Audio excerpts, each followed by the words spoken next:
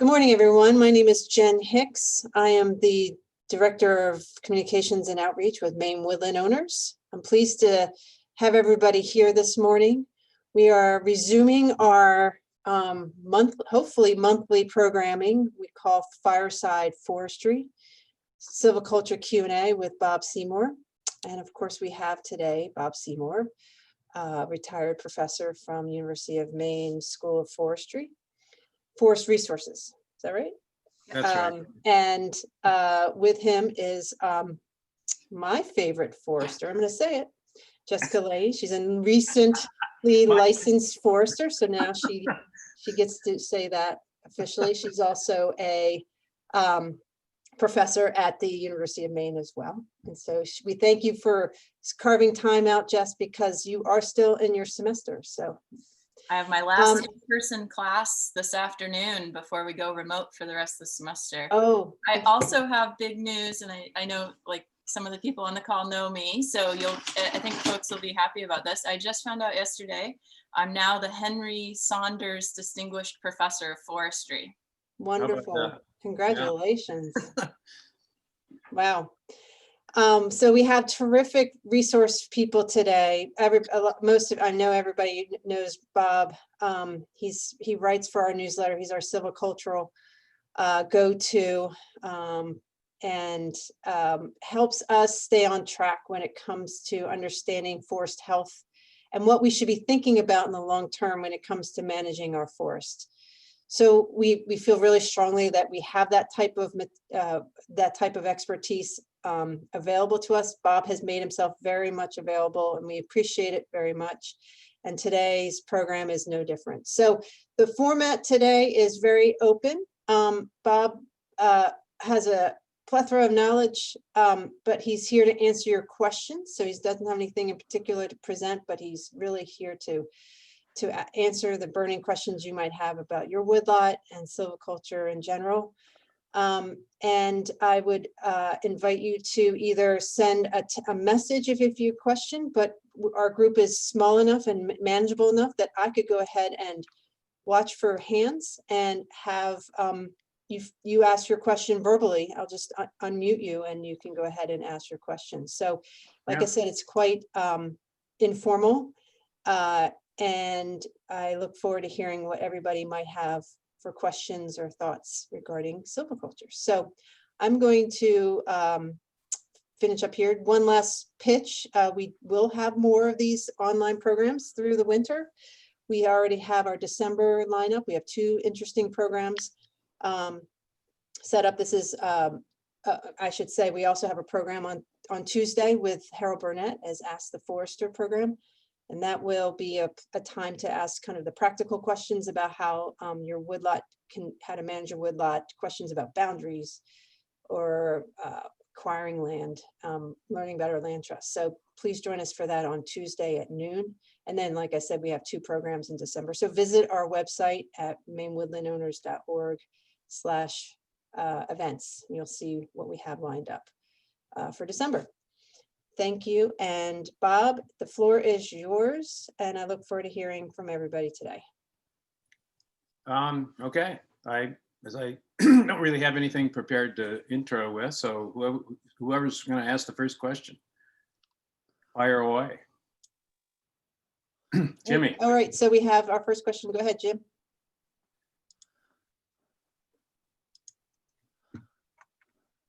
Can you hear me? You're unmuted. You're good. Okay. I have a woodlot I bought a few years ago, and it should have been cut 40 years ago. It had a lot of hemlock and hardwood and scattered pine in it. So we selectively harvested it 2 years ago, and hoping that the pine that was left would reseed it and have a lot of young pine coming up. But a lot of the site is being taken over by raspberries, and that really bothers me. What's the best way to control raspberries in an understory like that? That's a quite good open question. Because we had to cut it quite hard because of a lot of stuff that really needed to be cut. Are the raspberries just, I would expect that the raspberries are in areas that were disturbed by the harvest machinery. Is that true, or are they everywhere? Yeah, I would say that's true. Yeah. Yeah. So so if we start before the harvest, right? This is not going to help you because you've already done this, but the main principle has always been to minimize the harvest impact of the machinery, right? Raspberry, the ecology of raspberry, as you know, probably it's a stored seed bank species, we call it, which lays dormant for maybe hundreds of years. I don't think we really know how long, but a very long time. Many rotations probably of short-lived tree species. And it only is triggered when you basically remove the root competition in the forest floor. So that's why it isn't just light. Everybody thinks it's just light. It's not just light. Raspberry does need a lot of light to thrive, but it also needs to remove that root competition. So you can suppress raspberry just by leaving a decent, fairly heavy overstory, and then using a cut to length system, where you're forwarding the wood rather than skidding. Skidding is going to definitely make things worse. So what was the equipment, Jim? Well, that time it was with just a John Deere skidder, cable skidder. Just a But cable I've skidder. got a guy in there right now doing some more cutting, and he is using a feller forwarder. A feller forwarder. Yeah. Wow, not the big old corings. I didn't know they made small ones. Okay. No. Well, So he's got one felling machine that he's cutting and delimbing and bucking with, and then forwarding it out with another machine. with another machine. Okay, Yeah. yes. That will be better. That won't. So that's number one. But so minimize site disturbance and keep shade. So if you've left a decent overstory in this harvest, that raspberry won't be that long lived, right? But it is the problem with, as you, and I'm sure that's why you're asking, is that during the you want it gone now because you want the pine to reestablish, and the pine won't, nothing will reestablish in dense raspberry. Once it's there, it's lights out for probably a decade or more. It will eventually die out from shade, all right? And I just wrote, for example, about my last published column, I guess, was the one about the whole era of clear cutting in northern Maine, and how we, in many cases, didn't pay attention to the ecology of the spruce and fir advanced regeneration. And one of the main culprits was a coarse, heavy raspberry. And I remember the forester saying, "Oh, the spruce and fir will grow up through the raspberry, don't worry about it." Well, Max McCormick found just the opposite, that in some cases, many cases, all of the spruce and much of the fir perished. I mean, literally was shaded out and died underneath raspberry competition. And the reason then was that the seedlings, if they were there, were not nearly as well established as they were 100 years ago when those harvest clear cuts were done, but the trees were much taller, advanced growth, they were competitive. So the Max, of course, spent his career in that time developing herbicide prescriptions that killed the raspberry. So that's a segue into what you can do. And we on one of our woodlots, the one in Mariahville, we inherited there were the one we just had the tour of exactly. There were some fairly heavily cut patches where there was, I think, dense hemlock in the overstory. So when that was daylighted, there was no advanced growth underneath it, right? So that went from a dense hemlock duff layer to raspberry, which were in the forest floor, obviously. And I didn't want that either. So this was a manageable amount. So I killed the raspberry with a fall application of glyphosate. You don't need much, right? A 3% solution will take it right out. However, you cannot do that. Unlike spruce and fir, where you can, like say in early September, spray over the top, you can spray the raspberry. The spruce and the fir underneath or even in the raspberry will be fairly resistant to the chemical and will survive. White pine will not do that. You will kill the white pine. So white pine is incredibly sensitive to glyphosate. I learned that one the hard way a couple times a long time ago. In this application I just mentioned, we also killed, I think, a few pines that were scattered around amongst the raspberry. Of course, you can't really see them, right? You're out there, there's these dense thickets of raspberry. You're just trying to get a good application. So that worked well. We got excellent control from that. And then we planted in those gaps. But if so without really seeing it, if you've got a nice pine overstory and it's going to close back in, the raspberry will die out, and you will have a chance then to reestablished pine. If these are open gaps, like 1 acre, half acre patches and stuff, where they're just going to stay in the bright sun, then you're going to have to do some probably chemical treatment. I think the other thing about the raspberry in northern Maine, I followed my research plots that I did my dissertation on in Baxter Park, where the trees died on pure fir stands, and underneath that came raspberry. So there's no harvest disturbance there. These are natural stands, right? So it isn't, raspberry will come without the harvest. It's not that that's the only factor. So, and those stands took a real long time. I think one of the things different about say the 1980s versus the earlier time was that in that area, moose were everywhere, and they ate off all the hardwood regeneration. So I think it's the actual hardwoods that shade out the raspberry and then allow the spruce and fir to then come through underneath this would be white birch primarily and pin cherry. So if you've got hardwood seedlings in this raspberry, those will be the good guys in the short run, at least. They'll help take out that raspberry. And the glyphosate won't kill the hardwood? The herbicide would absolutely kill the hardwood. So that could set you back. That's right. That was a segue into that point. I mean, you probably, it's hard. So if it's in the open, you're going to have to probably kill it somehow, or let the hardwoods shade it out if they're there. If it's under partial shade, you can probably just wait it out and it will be gone in probably 5 or 7 years. Without seeing it, I can't be more specific. Does that answer your question, Jim? Yeah. Yeah, thank you. Yeah, you're welcome. How's the backpack saw treatment, by the way? I know you bought one. Have you used it much? I haven't used it that much, but when I've used it, I really like it. And next week, I could start building about a mile of hiking trail, and I can't wait to use that clearing trail. It's a hell of a lot better than a chainsaw. Well, that's good to hear. All right, good. Yeah, it's nice unit. Bob, there's a question from Ted Wright. Says, I was curious if you had an idea of how many harvest entries a typical small woodlot in Maine has had since commercial harvesting started, 1700 to present. And how many entries a large land ownership might have, ballpark figure. Thanks. Now, Ted emailed me this morning with this question and I've already answered it. So this will be, but I was upstairs in my home office. So this will be really fun to see what Bob says. And it'll be like that, the newlywed game where you hold up the answer. Hello, this is Jim in Maine. So this is, how many entries a large land, a ballpark figure since 1700? That's an interesting question. And small woodlots. On small woodlots. That's highly place related, right?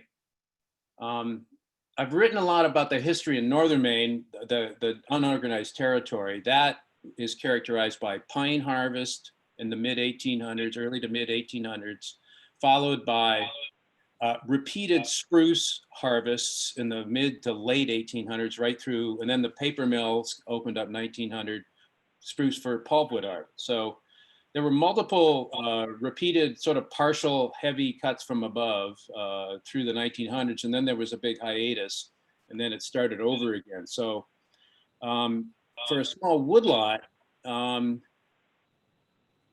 of course, the history that we usually associate with small woodlots is the first thing you think about is not what happened to the woodlots, but the fact that the land was all cleared. I mean, many of these properties were completely cleared. We've tried to, with great interest, we own several of these and, in areas in Bucksport, Mariaville, Sebec. I think none of those properties were ever completely cleared. I think they always kept the steeper really stony areas or the very wet ones where you couldn't farm or even graze were probably kept as some kind of firewood woodlot, or they might have actually been grazed with big, relic shade trees out there to shade the livestock in the summer. And those, of course, but prior to that, I think so it's hard to, I don't think there was any woodlot management, right? So the woodlots were harvested and then converted to cropland or pasture, right? So that was a one-time deal. You read some of the early accounts. This is fascinating, actually, because the trees were often so big the old growth trees, and they were just in the way. They had no way to handle them except for the big pine. I guess they would log with oxen, but like imagine great big 30-inch hardwoods out there in your future farm field. They just girdled them, right? And they then there was documented instances where there were casualties of people's livestock dying. They're out there in the windstorm. They get these great big dead snags out there, and big trees would fall on them, right? So that's how they cleared the land. Thoreau talked about that too when he journeyed up through Maine. He saw these fields. They just cut stuff, they hacked stuff down, and then they burned it repeatedly, right? So you had this initial flush of ashes, nutrients from the ashes. The fields were fertile, but then not later on. So then we had reversion, right? Beginning after the Civil War, these fields started to go by, the poorest ones first, the most fertile ones last, and some of those are, of course, still open. And those have been, the standard story there was that those fields were mostly invaded by conifers initially, white pine in southern Maine, white spruce farther north, or mixtures of those things. Most of that, and we have a legacy of that still. I'm in the issue about to come out of Maine Woodlands. I did a review of the white pine, the new white pine guide, Silviculture guide that's been published by New Hampshire. And I talk in there about the most of their the recommendations in this guide are aimed just at that type of pine forest, the old field pine monoculture that came in the forest, whereas the pine of the future, I think, and the pine in the original forest was much more in mixed stands. So that's a different story. So we're in transition there. That of course is all played out. So those pine stands, the ones that were reverted early have all been probably cut, harvested in multiple cases. Most cases didn't regenerate to pine. And then I think since then, the average, if we wanted to look at the average in Maine, I think from FIA, the average cutting cycle, if you take the total area harvested, divided into the state, is about 30 years.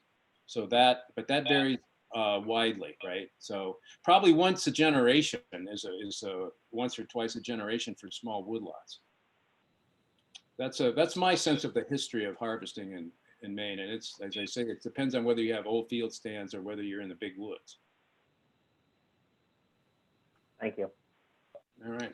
Great. Cool. Our next question is from Steve Batty.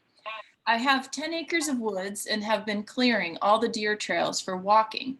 Any tips on building up trails or keeping them clean year round? Hi, everybody. I'm here live. Oh, great. This is Steve. So what are you doing? Well, here's the backstory. I bought the land. I've got 10 acres of woods on a hillside, and there's a couple old logging roads, and there's a bunch of deer trails throughout the 10 acres. So I'm basically I'm retired, so I'm spending time in the woods and building the trails up. I'm going to have to build areas where things need to be level because it's a pretty good incline. And I actually cleaned it up, and it's been staying clean all for 6 months, I guess, all summer. And then in the winter, I'm actually up there shoveling the trails just for something to do, which is kind of fun. Oh my God. Yeah, believe it or not. That'll get old, I know. I get it. That will go up. Yeah, that's intensive. I just moved up here, and I'm a snow guy, so that's why I'm up here. Tell him about ski trail drags. He just needs to walk around. Well, do you have you need a groomer, sounds like, then a snow sled. Oh, no, I'm simply just walking. I mean, okay, I'm literally, yeah. I'm looking for something to walk the dog through the. Then you need big snowshoes. Okay, yeah. All right. And I do have the snowshoes, definitely. So yeah, this is the first time I've jumped into this area, so I'm really thrilled to.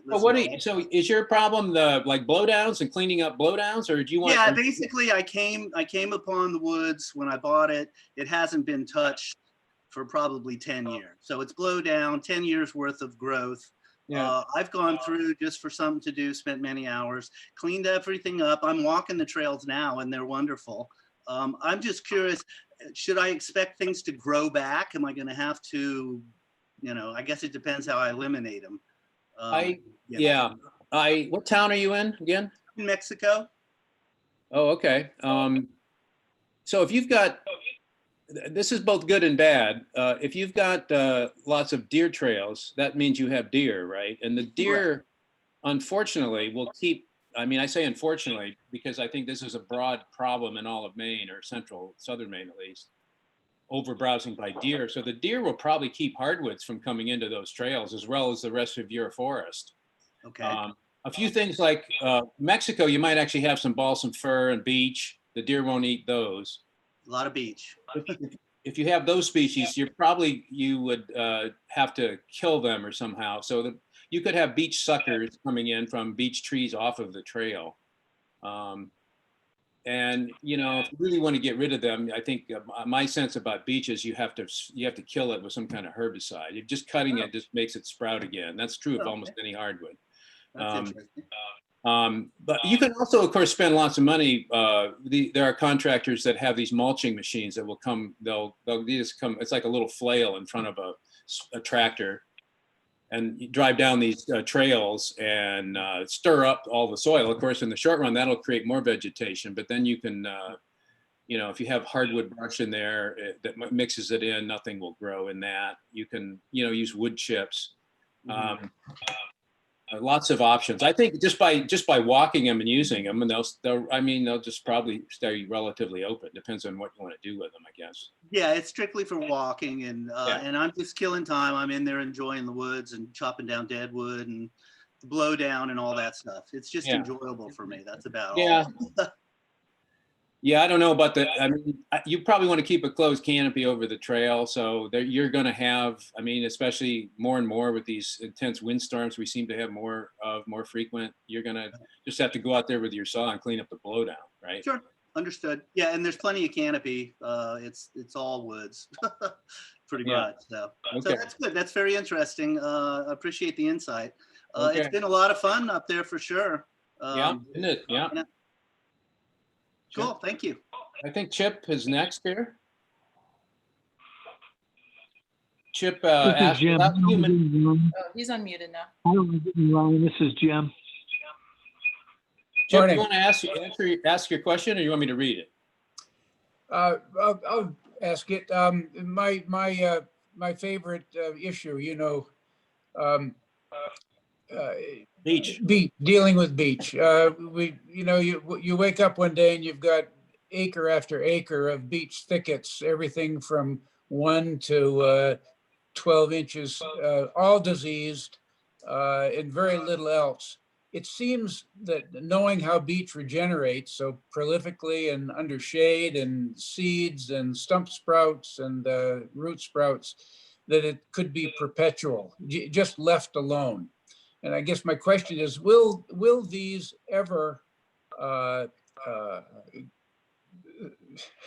don't know, through what some practice, some natural occurrence, die out and be replaced, or will they just continually, in perpetuity, reproduce themselves? You know, acre after acre of diseased beech. I think. Probably the latter. I think they will not necessarily go away on their own or from natural succession. I think that sort of depends on this. I'm thinking of, I mean, there's lots of cases here. I think if we did 12 acres of beech control work down at our Orchid Mountain property there, the reason we did it was the understory is got a nice cohort of white pine and red spruce, and the land is it's fairly fertile, but it's a little dry, right? So it wants to grow both of those tree species. The beech is really badly diseased, except for the few resistant ones you come into. So in that case, the conifers might actually eventually grow up into the canopy on their own and, you know, take out the beech. In mixed hardwood forests, where the beech might be in with red maple, other northern hardwoods, white birch, yellow birch, red oak, not really a northern hardwood, I guess. I think the problem there is that, let's see, how do I frame this? I think it's on their own, the beech, you know, being a long live tree, and the ones that are sort of they're not resistant, but we call them tolerant, but they're still diseased, don't grow well, but they don't die either, right?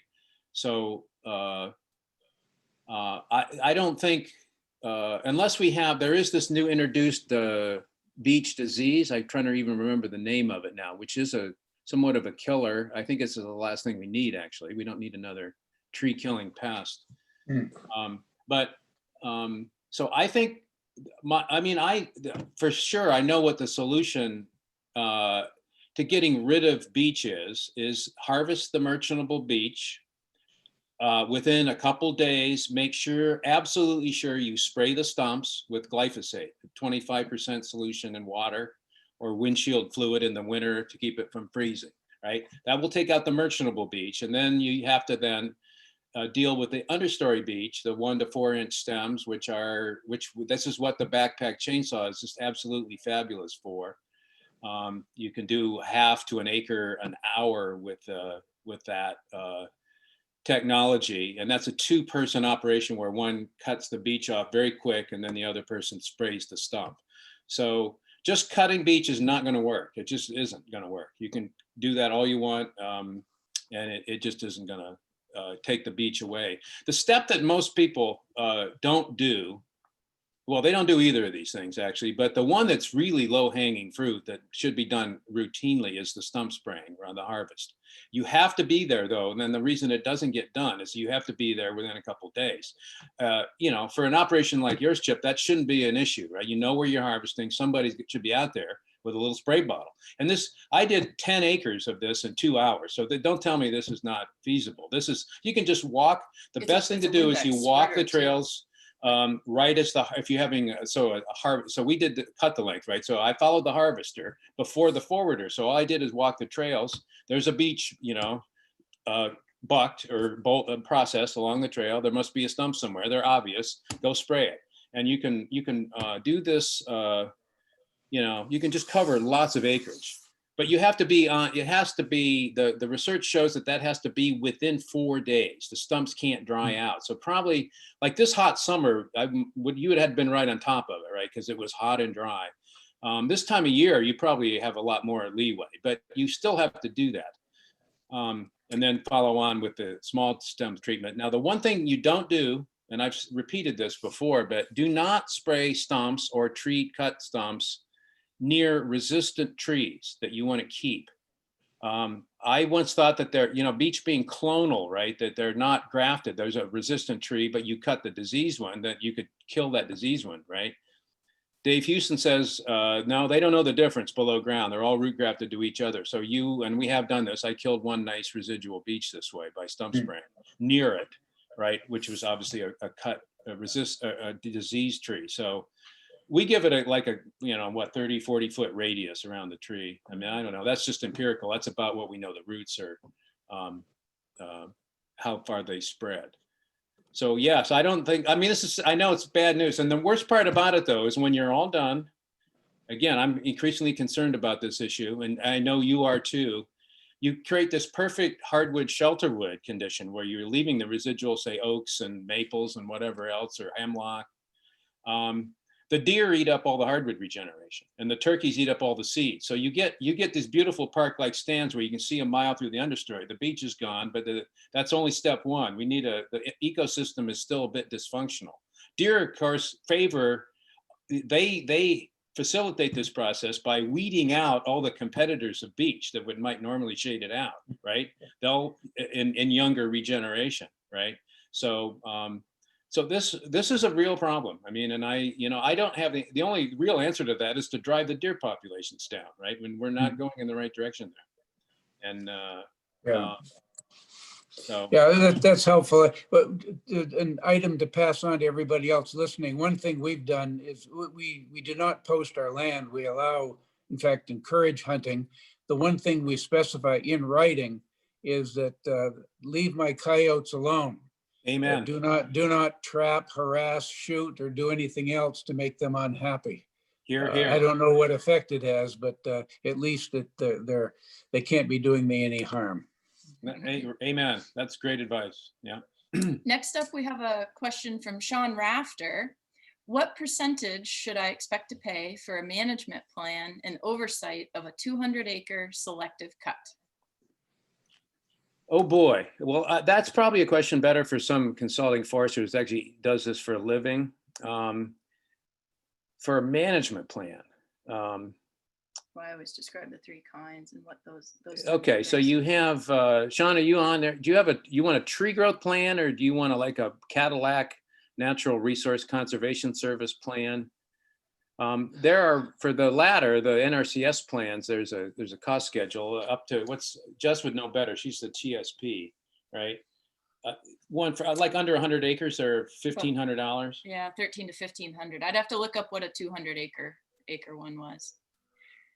So I teach this small woodlot management class right now, and I reach out to consulting foresters in putting together the class.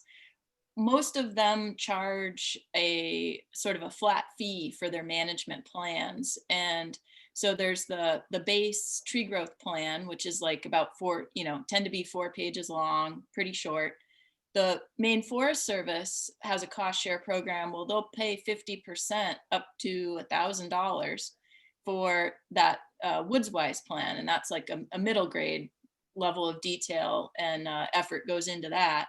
And then if you sign up ahead of time with the Natural Resources Conservation Service, that's the most detailed plan. And a lot of consulting foresters charge the reimbursement rate, and there's a schedule based on the number of acreages. And then for the harvest oversight, more and more I'm seeing and hearing that consulting foresters are charging by the hour. And the reason that they're doing that is because there's a built-in conflict of interest by charging the percentage, because that then gives the consulting forester an incentive to harvest more, because then they get more of that cut. Whereas if it's a hourly rate, then they're paid for the work they do, and there's no incentive to cut more or less in that regard. The last forester I talked to about that said that when she does it that way, her hourly rate always, the rates that get tossed around when it is percentage based are between 10 and 15%. And she says that she then will charge by the hour not to exceed a certain percentage. And she is almost always, or she has never been above that percentage. So it actually saves the landowner. Right. I think, yeah, it depends on whether this is a partial harvest. So a good size one, 200 acres. So if it were my land, I would want to mark that probably, depending on what the prescription is. But that's of course going to take the forester, 200 acres. Oh boy, a week or more to do that. And then to supervise the harvest operation, you definitely want that. So it'd be much cleaner. You get probably a better outcome by paying by the hour for the reasons just said. Okay. Yeah, that's very helpful. The only other question on the understanding the how it all works out. What's the current trend in stumpage prices? Is it fairly stable at this point? Is it diminishing or climbing? Or what are we looking at? The forestry stuff is a year and a half old, so it doesn't really help you know what's happening now. Right. That's the answer to that is from what I pick up is it's pretty dynamic. The loss of the mill and J has caused ripples throughout the whole system. Okay. In low grade markets, I think the markets for things like pine saw logs and spruce are strong. Chip would probably know better. Actually, he may want to comment on this. We actually postponed a harvest that we were going to do this fall because of weak markets, under the advice of the forester that who would have marketed the wood, because the prices were going to be lower than what we were accustomed to. Okay. And how long this lasts is a good question. Nobody really knows. So any silviculturally driven harvest is going to always generate a lot of low value wood, right? Pulpwood, right. Firewood. So it depends on those species, right? And that you can, let's see, depends on where you are too. What town are you in? In Wiscasset, but so this is a land that hasn't been essentially touched in 80 years. 200-acre lot in Wisconsin. That's a nice property. Okay, so mostly pine and oak then? Yep. Yeah, Predominantly pine and oak, little maple, little hemlock. We got the hemlock out when the guy was buying hemlock in Portland there 30 years ago. oh, okay. And so that's, that thinned out a lot of the hemlock to open that up in the back end. But I mean, I don't know. Do you work with a forester routinely?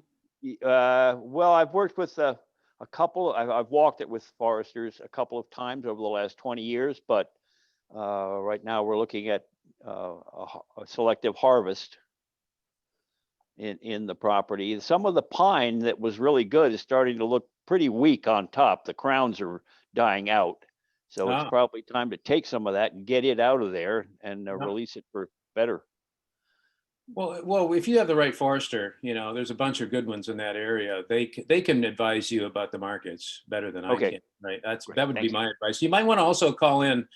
Jen at the outset mentioned Harold's upcoming program. Harold, of course, is a very experienced consulting forester who works in that area. I would call into that show and ask him what he thinks about it. And all right, Chip, I'll do that. Thank you. Chip turned on his video, so he maybe can talk view? a little bit about what's going on market-wise. Yeah, you summed it up pretty well, Bob. The market for logs of all varieties is wonderful. Building is just going crazy everywhere. The problem is getting rid of the pulpwood, and it's a serious problem. Long term, we hope the clever people find new things to do with our trees. That's it. There is no short-term solution, in short. Yeah. Jen, you turned your video on. Were you going to say something? Only that if I'm going to type in information about Harold's program on. Okay, yeah. Anyway, thank you for promoting that. It's like Jim Robbins has got another question. If you spray the beech stems, will it kill the adjoining softwood reproduction? Pine, yes. Spruce and hemlock, probably not. In your area? What's the print? I mean, that's chemical dependent, right? So well, that would what be, are you thinking? Yeah, you would definitely, to spray beech, you would use glyphosate. And I think if you're talking about spraying cut stems, that's highly targeted and you're not gonna, there's no real overspray from that. I calculated that even in these areas where we've got treating a lot of beech stems, like many hundreds per acre of stubs, we're using 1 cup of herbicide, 1 cup. Right, because it's diluted, right, and it's just very highly targeted. So this is not like broadcast spraying where we're going through the forest with a forwarder, the big sprayer, putting out 90 gallons of water per acre and a heck of a lot of chemicals. So this is much more benign that way.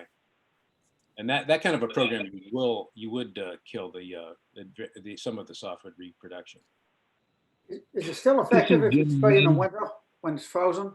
Yes, it would be. Yeah, you mix your glyphosate with windshield washer fluid for your, right? And that's all you need, because that's all it is water with a little, I guess, antifreeze in it.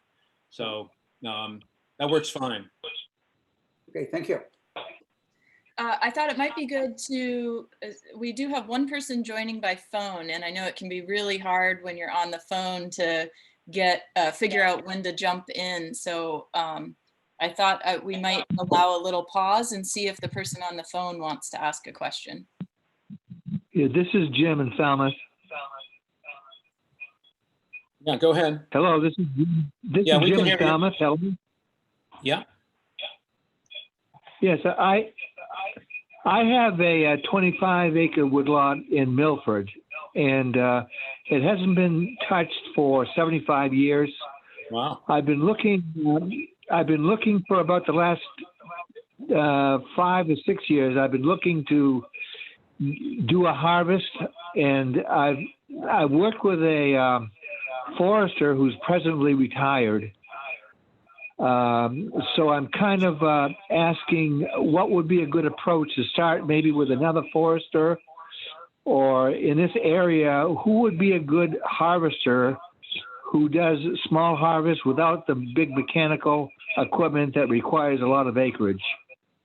So certainly, if you want to send me an email, I'll put oh, it won't help to put my email in the chat, but you can, if you just Google Jessica Leahy, I'll be jessica.leahy@maine.edu.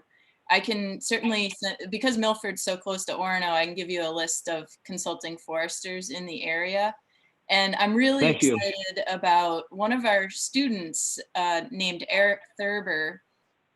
He is from a logging family in, I believe, Rhode Island. And he has started out as he's trying to make a cable skidder company go. And he is leasing, his dad has leased him a cable skidder.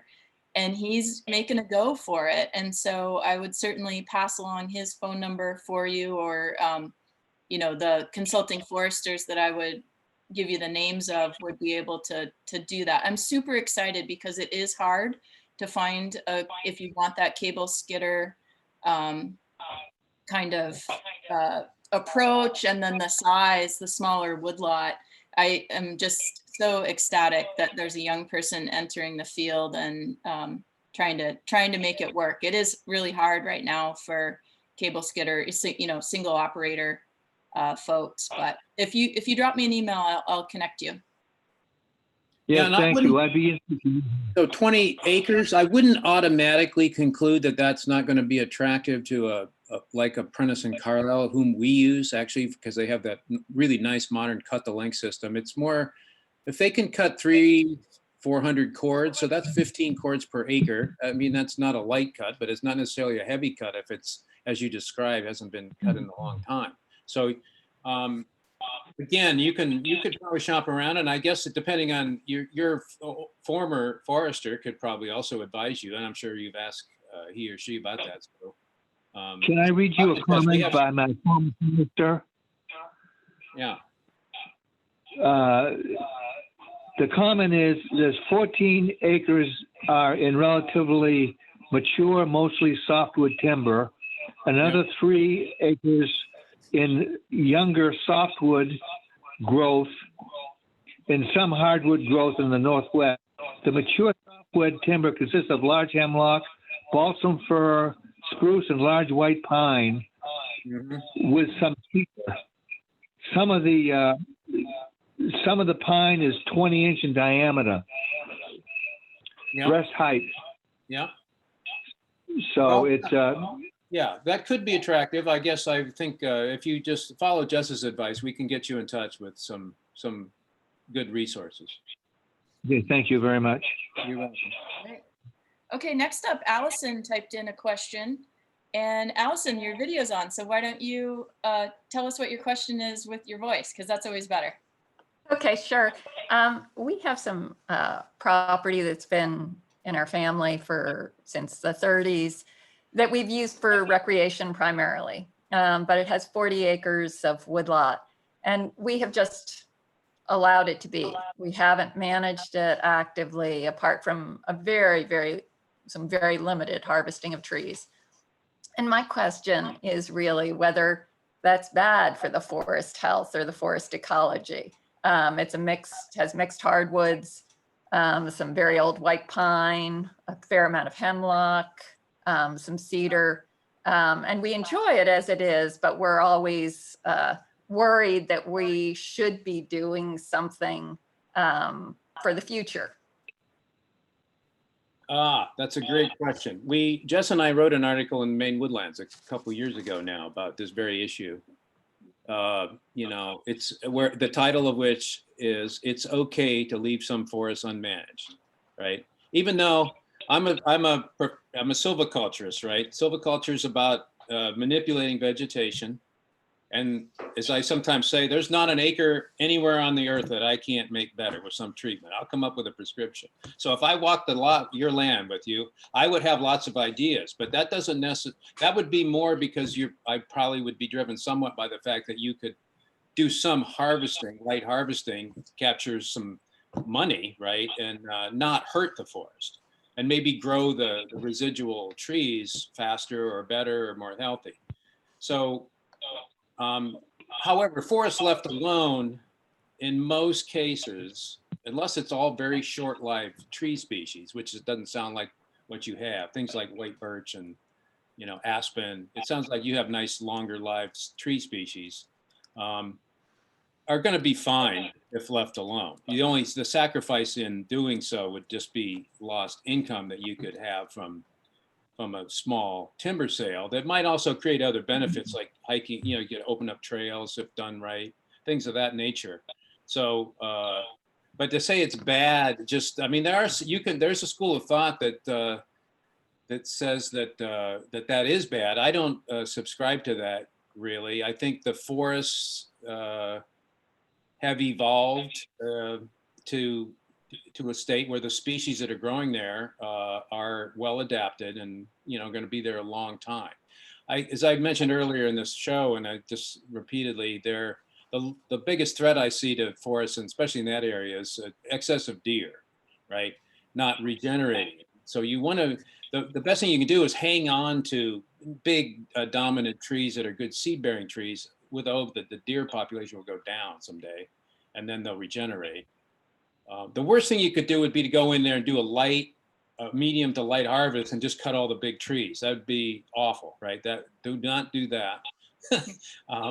But if you can anticipate future tree mortality, you harvest just those trees, that probably won't hurt anything.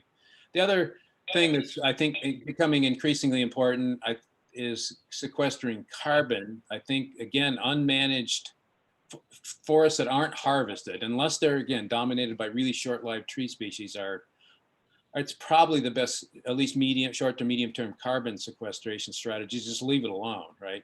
Because then any harvest is going to put that wood back into some kind of a product stream where it will eventually degrade. That's highly dependent, of course, on what lumber, hardwood, softwood lumber would last a long time. Pulpwood is gone in a year. So no, you're probably just fine with doing nothing, or passive stewardship, I guess we could call it. It doesn't sound so. I think of it as we need all landowners managing in all different ways, and that gets us a diversity. So you're going to have somebody that wants woodcock habitat, and you're going to have someone that wants a unmanaged sort of thing. And then all together as a community of small woodland owners, we provide a diversity of habitats by, treating our land well in the way that makes sense to us. I did go, you saw me get off of the bulletin board. We love this. This is maybe one of our favorite articles. We co-wrote it. It's in the July 2019 newsletter, and Jen in the chat included instructions for how to get to the newsletter archive. It's on page 10. But we've actually sent that. This isn't, I would say we get this question 3 to 4 times a year, and we send this PDF. It's okay. Yeah. Well, thank you. I did read that article. I had forgotten it, but I did read that, and I wasn't putting 2 and 2 together that it was you two, but it's helpful because I do have concerns. Also, one of our neighbors recently did what he termed a selective harvest, but it was close to a clear cut of the land adjoining some of our fields and forests. And it was painful to watch. It really was pretty devastating. And I'm watching, worried about what's going to happen there. But I thought, well, I'm not doing any cutting. Maybe it'll create some browse for the deer and they'll leave our property alone. Well, that's probably actually true. It's probably short-sighted management. I probably agree with you. It depends on what. I'd have to know more, of course, but yeah. Yeah. Well, that might be a good, Bob recently wrote about Siviculture Terminology, and Sean had mentioned that too, the selective cut. And that's not really an official, what people mean is it's slang, and it's not, it means partial, but partial can range from, some to not very much. And there's better terminology that describes what it is. So that's why you see a selective cut it's not really a thing. And so you get a lot of variation in what that means. Yeah, that is not, it drives me up the wall. Most foresters would have if you say selective cut, that's an automatic trigger that something bad is going to happen. that you're about to be taken advantage of by some logger who selects what he wants to cut and leaves stuff he can't sell standing and doesn't pay you half of what it's worth, right? That's really the way this goes. So selective cut, no. Selection cutting is a valid silvicultural term. That means managing the stand under a many aged framework, right? Rather than an even age framework. And I intend to write about this, actually. It's another one of those terms, just like clear cutting, that has multiple meanings, and most of which, but when you say selective cut, it's like, no, it's a partial cut would be the way to describe it, where you're marking some of the trees or selecting them, of course, leaving others. It's the focus should always be in silviculture, the focus should always be on what you're leaving, right? Silviculture is about growing trees, not about cutting trees, even though almost all the treatments that we prescribe involve cutting some trees. But that's not the objective. The objective is to favor the residual, the favored stand. And sometimes we need to remove a lot of them for regeneration purposes, right? And it doesn't sound like that was the case here, your neighbor. But so those stories are all sad, right? Because, anyway. Do we have any more questions? Where's our time? Yeah, we're doing pretty good. Looks like Richard has a question. Richard. Good morning. Good morning. Good Morning. to see you all. I hope, congratulations to Jessica. I hope she'll at some point explain who this Henry Saunders is. Oh, we can do that. I'm amazed that the education chairs are named by some, usually a donor, but I don't know anything about who he is. So not now, but at some point, Jessica, if you could tell us what that's all about. So here's my question. So I'm about 6 years after a harvest. Again, I'm as confused as anybody else on what kind of harvest we have, but I was pretty happy with it. I'm getting really good regeneration, white pine in patches that are pretty thick. And I read all your stuff about how to deal with that, but I'm getting nervous that these thick patches of white pine are coming up. They're only about 8 or 10 feet tall at this point. Do I do anything with that? Kind of a thick patch, small, but thick growth, thick regeneration. That's my question. Yes, can you easily walk between the trees, or is it so thick that you have to fight your way through it? Well, yeah, these are thick, so you can't walk through without crunching a bunch of them or cutting them down. Okay. They're small patches, so they're beautiful trees, and Yes. I'd like to do something with them, but I don't know what. Right. I mean, we tend to not, we think of white pine as something you shouldn't necessarily thin heavily early because of the weevil and things like that, right? The trees you leave will then become more attractive to the weevil. But the other side of this is if they're really dense, like thousands and thousands of trees per acre, and these, especially in patches, they will grow up, compete with each other as saplings, right? And become very unstable, right? Because they're putting most of their energy into height growth and not in forming stable stems. So go and make a simple test. Measure the height of the tree and measure the diameter of the tree at the ground in this case, or I mean, a bigger tree, this would be breast height, but in this case, the saplings. If that ratio is getting above 70, in other words, the trees are more than 70 times as tall as they are thick at the stump, you're becoming mechanically unstable. There's this height diameter ratio thing of 70, which we use for all kinds of bigger trees, but it seems to work even for those small ones. And so we have done the same thing on the university forest. We've managed these shelter woods, and is such a thing as being almost too successful if you do everything right and everything comes. We had over 100,000 trees per acre, 100,000. That's like a mill-acre plot, a 3.7 foot radius plot is 100 trees on it, right? So we have gone into those stands at before age 10.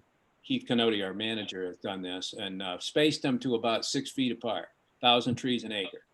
At maturity, a decent white pine stand will have 30 to 50 trees per acre. So you got like 10 times, 20 times the number of trees you'll ever grow to maturity. Even though when you go 6 by 6 at that young age, it looks pretty open, right? But I would definitely do some release work, and that should be manageable for you, right? You can do that. This backpack saw that we promote is excellent for that, but a small chainsaw, anything. Just favor your trees and make sure the crown stops receding upward so fast, right? So so they'll look fine for a while, but what will happen is you'll get increasingly one of these wet snows, and they'll just all fall right over.